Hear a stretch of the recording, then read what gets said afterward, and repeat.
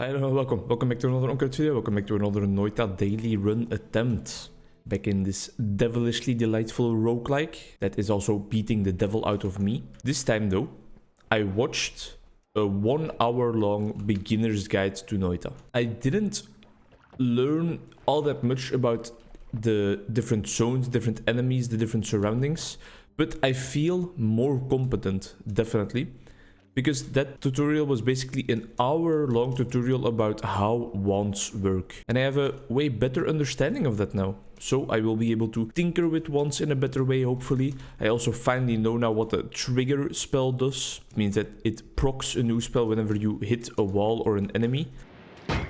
I know about trick kills, about how you get more gold from killing enemies when you make it look like an accident pretty much. So for example, kicking something on top of them or dropping one of those green tablets we have found on top of them. And I also got a great piece of advice, which actually makes a lot of sense now that I think about it. But he basically told us, like, the tutorial, the guide basically told us, like, hey, you know, explore those first floors like a lot. Do some broad exploration of those first floors because it is easy to reset if you still die on one of those first floors, but if you die on the third floor already, it will be harder to get back to there. So really take your time on the first floors and try to stack up some gold. In this specific run though, we have these stupid goddamn plants that I always extremely dislike, so that kind of turns me off of exploring the first level all too much, because I really dislike them.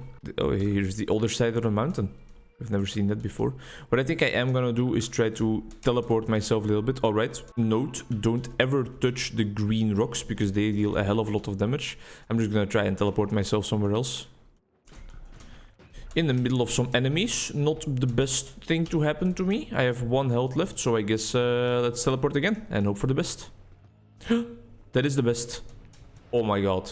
That will go down in history as one of the cleanest Noita plays ever made, I think. I would love to have my spells have the chance to multiply. Sounds interesting. There's some water around here somewhere because we are poisoned quite a lot. I don't see any. Oh, right here. I also learned that water actually neutralizes poison, so you can use like a water potion, a bottle filled with water to diminish the effect of poison. No. Okay. Let's not check it out. We don't have enough health left. Health is your primary resource in Noita, you know. Once your health has ran out, you better get to the next floor as quickly as possible. You are not safe to explore any further, and that's exactly what we did. Still don't have a lot of gold though, but I guess we are progressing. It was really a great tutorial because it showed me a whole lot about the game that I didn't know, while in the meantime also not spoiling anything. You take no damage from fire is amazing. Bit of a defensive upgrade there. Another interesting I learned is that enemies never actually spawn in. They are always just already there.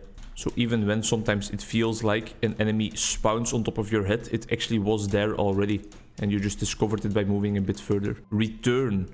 So after a while I will return over there. So this is not teleport. Then maybe the wand I found in one of the previous episodes that I thought didn't matter, but I then in editing said this does matter. This is a teleport wand. Maybe that was not a teleport wand after all. That's an ice wizard. I spot them from a mile away by now because they have killed me too often. Please, mister? Yes, alright. Picked up the max health in the process. I also know more about that mysterious orb that we one time picked up when going to the right side in the first level and looking at the little green tablets. It was an orb of knowledge the first time around, and then it actually unlocked something new. But afterwards, after you have unlocked it once, it turns into just a regular old maximum health upgrade, which is still of course very nice to go for, but that's why it doesn't always unlock new spells. Please, I don't want to be cummed on. Hey yo, what the fuck? Sticky cummy. It's not yummy for my tummy. I still have some health remaining. It's not too bad yet. Hey, that's an ice wizard. Then I just flew a bit too close to the sun by coming down here, I think, but I was greedy for that wand. Just kill him for... He picked up that wand. He picked up that wand and immediately fired straight to my head. I was ready to dodge all of his regular ult attacks, but him picking up the wand and all of a sudden firing a fireworks rocket right into my old schnoggin, that is something I was not prepared for. I also learned about how to get up there, but you can only do it with certain wand combinations. Chaotic polymorphine potion. I think we want to empty that out completely over here because that's a very dangerous potion and we then want to hopefully fill up this bottle with water. I think chaotic means that everybody can turn into a random enemy, and a regular old polymorphine potion makes it so that only one enemy type is used. I guess they deny each other, but it doesn't make a difference for us because we still wouldn't want to cross that bridge. Try and get a trick kill here by kicking the barrel is what I was gonna say, but then the barrel betrayed us. Well, barrels, you little fucker, what you... Oh! What are you... I also learned that being soaked in blood gives you extra critical chance, so it's actually even a better fluid than water in most occasions. Let's use this explosive barrel to break through. Oh, beautiful. See that? The lantern we kicked with it just set it on fire already, and I thought it would explode, but it didn't. That's quite sad, but okay. I'm gonna pick up the tablet because it is easily... Oops. I meant to say pick up, but apparently my brain thought kick up the tablet, which is quite sad, because I was gonna say that it's easily, goddammit, used for trick kills, because you can drop it on top of enemies. Alright, now the bottle is finally empty, so now if we find water or blood for that matter, we can fill it up again. Is this gonna drop down right on his head, maybe? Come on. Oh, close. There we go. And that makes him drop double gold. And it's also just really cool. Hello, sir. Jesus Christ. Alright, we're not messing with that guy anymore. That was a bit too tanky. I think I'm just gonna move along. 130 gold. It's not amazing. It's not nothing. It's definitely not amazing though. Let's fill up our water. But I think this is like a core mechanic that I really needed to get into. Tinker with wands everywhere is very powerful if you know how to tinker with wands, which I know a bit of right now, but I wouldn't call myself an expert. What's with all this random max health lying around? Played that poorly. There goes all of our HP. But look, now we have water, so we can immediately get rid of the poison on us. Right? Yeah, alright. This man's playing the game now. So if we now do this, we get rid of all these small teleporter bolts, and if we now do this like this, what does this do for us? Get rid of a teleporter bolt. Looks interesting. Looks very interesting.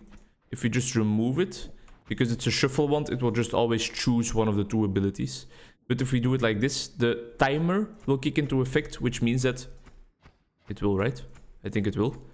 Whenever the timer runs out on this first ability, which is very quickly, it transforms into a sparkle. Because this wand has a long recharge time, it's actually not the best for this specific goal. So I guess we will just do it like this. And now we have a small teleport wand at least, which can get us through walls apparently. Even that's not something I learned in the tutorial.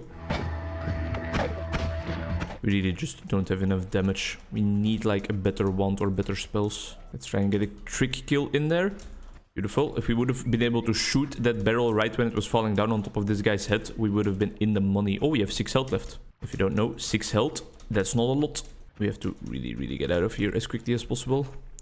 It's no use trying... Oh no, the fungal caverns, that's a very dangerous zone. Did this rat just melee us to death? That's not something they told me about in the tutorial. They told me rats were friendly.